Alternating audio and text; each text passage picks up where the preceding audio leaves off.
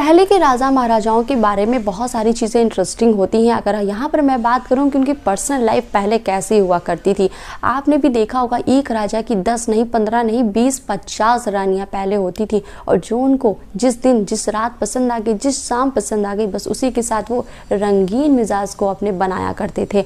अब आप सोच रहे होंगे कि हाँ ये बात तो सही है, 10 नहीं 20 नहीं 50 रानियाँ हुआ करती थी, पर आपको क्या दूसरी बात पता है कि इन सारी रानियों को वो सुख देते, यानी अपने प्यार को उनसे शेयर किया करते थे, उनके साथ रात बिताया करते थे। हर एक रानी से उनकी औलादें भी होती थी। अब आप सोच में पड़ गए होंगे कि इतनी सारी रानियां और एक मर्द, एक आदमी, एक राजा इतनी सारी रानियों को कैसे खुश कर लेता था। तो मेरे दोस्त सीक्रेट क्या है पता है, पहले उनके दरबार में कुछ ऐसे नीम हकीम हुआ करते थे जो जंगलों में घूम घूम कर आयुर्वेदिक औषधि को लाते थे, टेस्ट करते थे, जो भी उनका तरीका होता हो, और ऐसी चीज़ों को राजा को खाने को दी जाती थी जिससे कि वो हमेशा जवान बने रहें, अपनी उस गद्दी को तो संभाल ही सकें और अपनी रानियों को भी संभाल सकें।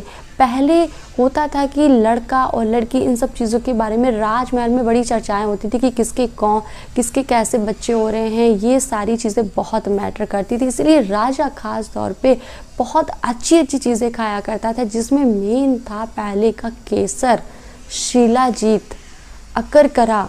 ये कुछ ऐसी जड़ी बूटी हैं जो आज की डेट में हम सब ने मिलकर नहीं बनाई हैं, ये पहले से चली आ रही हैं। इन्हीं तथ्यों पर तो आयुर्वेद में जितनी भी जड़ी बूटियों को यूज़ किया जाता है वो 100% आपकी बॉडी पर जो भी कहीं परेशानी हो उस पर 100% ही इफ़ेक्ट करती हैं। तो अब आप सोचेंगे कि मैं बताना क्या चाह रही थी, मैं बताना मेरे दोस्त ये चाह रही थी कि आप अपनी ताकत को बढ़ाने के लिए जाते हैं मेडिकल स्टोर पर, आप चले जाते हैं ऐसी वैसी जगह दवा लेकर खाते हैं और एक रात का इरेक्शन, एक रात की टाइमिंग को इंक्रीज़ कर पाते हैं, बाद में इनको खाते खाते आप नेचुरल टाइमिंग भी खो देते हैं। आपको क्या करना है, जो अभी मैंने इंग्रेडिएंट्स को बताया है आपका उन्हीं का सेवन करना। आप मान लो किसी एक चीज़ को, केसर भी मान लिया या फिर शिलाजीत भी मान लिया, दूध में मिलाकर रोजाना पीने से ताकत तो बढ़ेगी ही, साथ में चेहरे का ग्लो इतना बढ़िया हो जाए और आप एजलेस हो जाओगे, आप इतने सुंदर लगने लगोगे, कॉन्फिडेंस आप में एकदम भर भर के आ जाएगा, क्योंकि आप नेचुरल चीज़ों का यूज़ करें। आप देखते हो पहाड़ों में ये सारी चीज़ें होती हैं, वहाँ लोग इन्हीं सब का यूज़ करते हैं और किसी दवा के करीब भी नहीं जाते, हॉस्पिटल में तो दिखते ही नहीं है।